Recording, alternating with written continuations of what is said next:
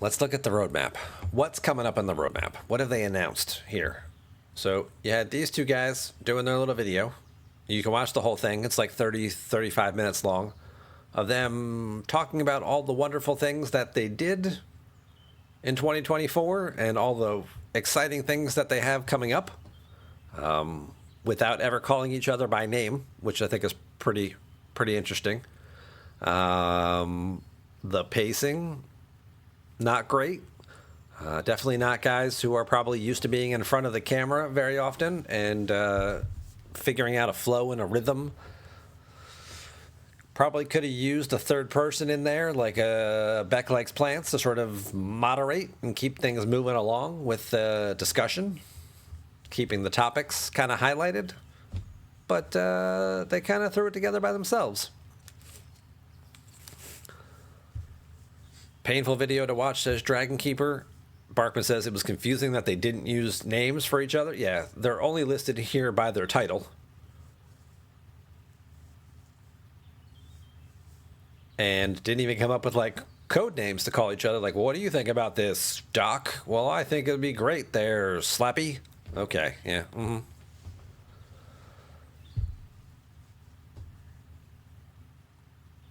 Isn't the one showing Simpoli? I don't know.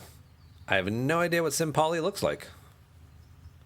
It would be weird because this guy is general manager and the other guy is senior director of product, and Simpoli is community manager. So I would be surprised to find out that one of these guys with a senior level title is pulling double duty, monitoring chat and posting details as a community manager.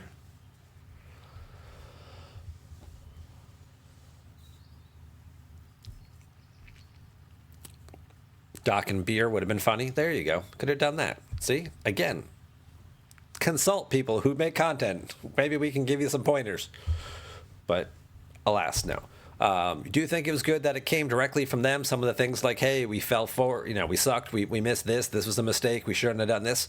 It's good. You're right. That senior level people are acknowledging some of their shortcomings, where they fell a little short this year and how they plan on improving that. Makes perfect sense that they are the ones doing this video. But if you aren't comfortable doing this type of content and you're watching the edit, you can kind of tell, like, this doesn't look like other stuff that we put out there and produce.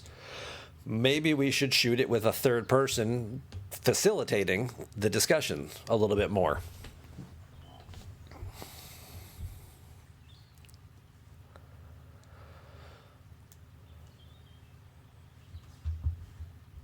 Bad Wolf says it's just a whitewash job. Beat Breaker says, yeah, it's pretty bland. Yeah, it was a little rough. It was a little rough. But they spent the beginning reflecting on what they did get out. The first crossover. Hopefully, they're not planning on doing more crossovers. Because the first one did not go over so good. I can't imagine what they would try and cross over with next. Coming up next month, Star Wars. What? Ever wonder if the Enterprise could beat the Millennium Falcon? Well, now you can find out. No. They put in arenas. They put in invasions. They brought in the Alliance Tournament. They brought in the Enterprise series. That's kind of what they did last year. That's the recap. And they spent a good amount of time talking about those events. Where are they coming up with? Well, number one on the list is bug fixes. I'll believe it when I see it. Let's just put it that way. It's been 6 years. They've been talking about bug fixes as being a top priority for about 4 of those 6 years. And every month, I think we get more bugs than they fixed from the month before. I could be wrong about that. I don't have statistics or numbers, but just my general gut feeling is they post on the patch notes that here's the 10 things that we fixed, and before the month is over, there's 12 things that are broken.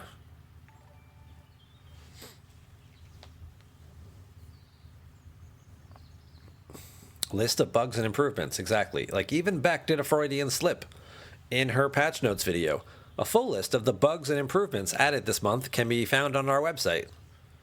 She meant to say bug fixes, folks, but she said bugs because one outweighs the other one.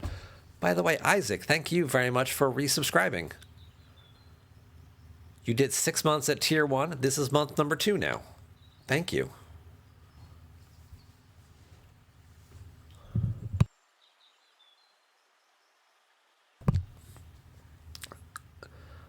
On the roadmap, more quality of life improvements. Several improvements are on the way to streamline gameplay and enhance the player experience. Those include animation skips.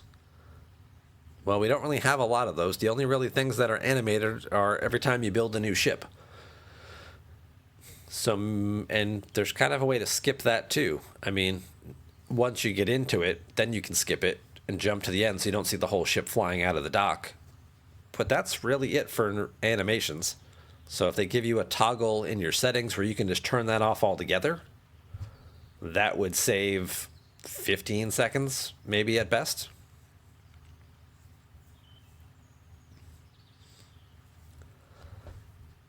Officer pulls are also animations? Maybe. Yeah, I don't know about that one. Maybe that counts as an animation. The view screen button is going to get relocated. So instead of being, So instead of being here, so you can change your view screen, they're going to move it somewhere else. By the way, I totally forgot to zap the hostile I was chasing. Oops. And it looks like it went away or somebody else killed it by now.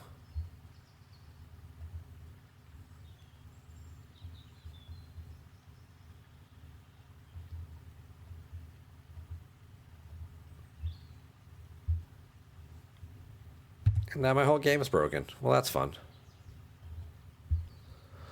Faster UI loading times. Things like event stores and faction store loading for smoother navigation. All right, maybe that's a subtle one again. And then enhancing the galaxy map display, adding housing planets. Hey, that's a good one.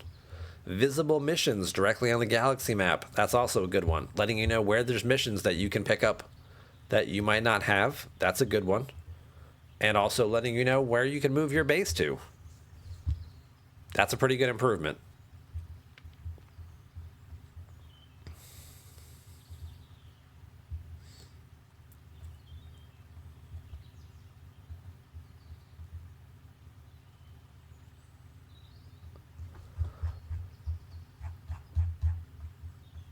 Where'd the hostile go that I zapped already? Oh, there it is. It's not going to kill it, is it? Nope, that's not going to kill it. Yeah, the icon for housing systems, that's a good change, right? People have asked for that for a while, that wanting to know where you can move your base to. I like that. That's a good update. Moving this button for the view screen toggle from where it is down here to like, oh, we're going to put it up here now so it's easier to... Okay. I mean, if you guys think that'll make things better, I guess go for it. But that one, I'm not really seeing much of an improvement there. What else we got? More social and gameplay enhancements. Well, this is interesting. Several impactful updates, including public squads and public armadas, cooperative play options for commanders in and outside of their alliances. Obviously, this is referring to arenas, being able to form an arena squad with people who are not in your alliance, and potentially also, much like we do, waves with people who are not in your alliance, doing armadas with people who are not in your alliance. However, there's either these have to be a new type of armada, or there has to be a way to, not just star people out, but actually kick people, because otherwise you could have people joining armadas that you don't want them in. So there's got to be some type of kick button to prevent them from doing that, just like there is with waves, right? If there isn't something for this, this is going to fail horribly, and this is going to screw the whole system up.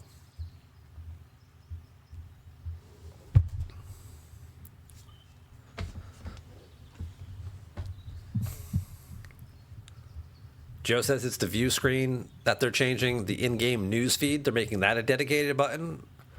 Well, that would be better because honestly, when it keeps popping up over the help all button, that's kind of annoying. So if they're moving that, that makes a little more sense. I like that.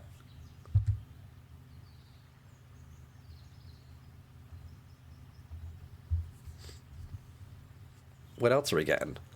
More refine all features. So streamlining resource refinement with bulk refining. Ooh. So instead of having to do 47 clicks in your refinery tabs, you might be able to just do... Now, are you going to be able to set the number of pulls for these things, or is it just going to max pull? It's like, oh, you've got 300 million ore. We're just going to assume you want to do 4-star pull chests all the time. For someone like James Bond who does those, that would work out pretty easily, save him on a bunch of clicks. For some of us who don't mind nearly as much, who might only want to do 2 chest or 3 chest pulls on certain things, you know, small options or medium options, implementation of this could have a wide range of effect there. Lastly, the ability to buff deployed ships. So some of the exocomps you'll activate, you'll notice say, hey, your ships have to be docked for this to take effect. It seems like they want to fix that, so that way you can turn on said exocomp wherever you are. That's a good change. That'd be a very good change. Also, the ability to potentially swap officers mid-deployment would also be fantastic. Probably not going to be able to put people on and off your ship while it's not deployed, but if even you can even switch spots, move someone from a below deck spot to a bridge slot and vice versa, that could create some very interesting combinations and opportunities as well that I think would be really interesting and awesome. So hopefully they can narrow that down. And then as far as content goes, well, it's the 30th anniversary of Voyager. So Voyager's coming back. Section 31, this is going to be launching in 2025, is it not? The whole Section 31 section with Michelle Yeoh. And then we also have Wrath of Khan being the big headliner here in terms of expanding that movie arc a little bit as well. A lot of people very excited from what I've heard so far about the Wrath of Khan. But again, all comes down to implementation and how we put these officers in and what else we give them to go along with it.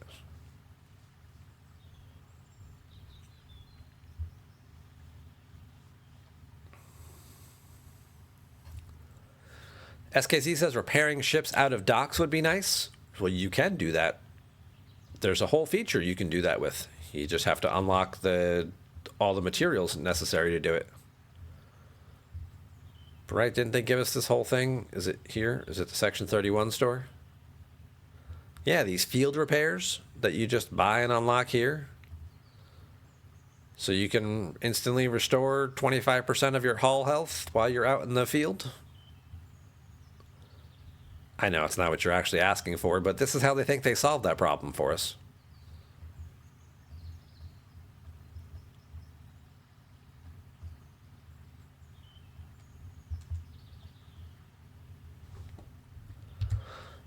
And I think that's it.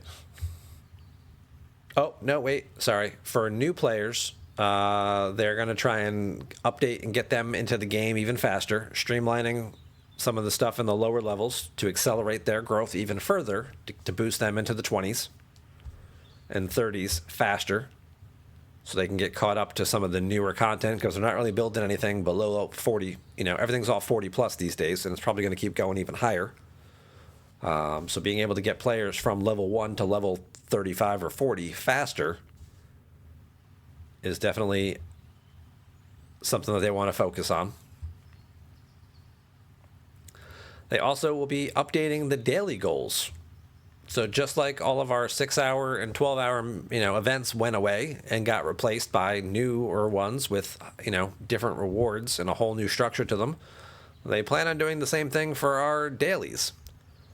better rewards, more efficient structure, more progression, more rewarding experience. So they plan on reworking those things all as well. This should be very interesting to see exactly how that all happens, because this is what a lot of players sort of rely on to do stuff. And if they start making some of these things too complicated or even require spending to do dailies, like, that's going to hit the fan real quick. For those of you G6 whales, a little bit of help and relief is on the way in the form of G6 freebooters. So you won't have to spend 12 minutes flying all the way out to your hazard systems to do your dailies. You will now have some G6 freebooters being added to the game, which hopefully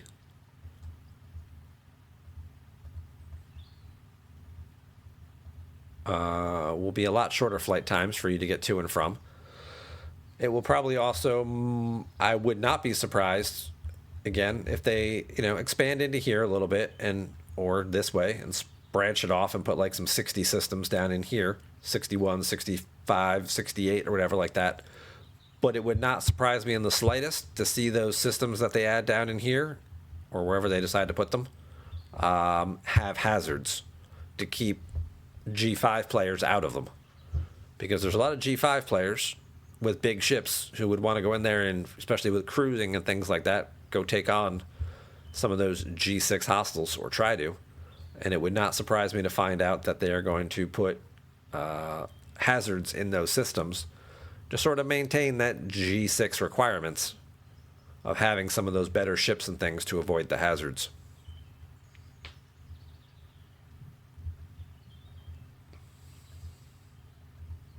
So that should be it for the old roadmap. Here's some sneak peek concept art. Well, this is the polygon stuff, right, that we already have. The Borg armadas, the new ones. So we already have this stuff, so I don't know why we need to see the concept art for it. I don't know what we're doing here with 7 and 9 and Tuvok. And then here's a little Captain Proton action. May or may not be part of the Voyager arc. Is this Year of Hell maybe we're going to do? People have been talking about that as a possibility. Or maybe more mirror universe versions. I don't know. Who knows what we got going on here. This is the Cantina, so we're having a little crossover with Star Wars, I guess, after all. Not exactly. And this is going to be some whatever Section 31 stuff, maybe.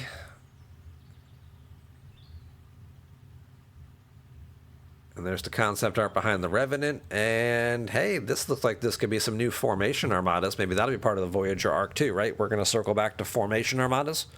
We never did get the epic Formation Armadas that we were expecting to get 2 years ago. We have uncommons and we have rares. We don't have epics yet. Oh, hey, what color is that? That's kind of purplish, right? Yeah, I think these are epic Formation Armadas. So that's the roadmap. Could be interesting. As always, a lot of that stuff is going to come down to implementation, which I know surprises none of you.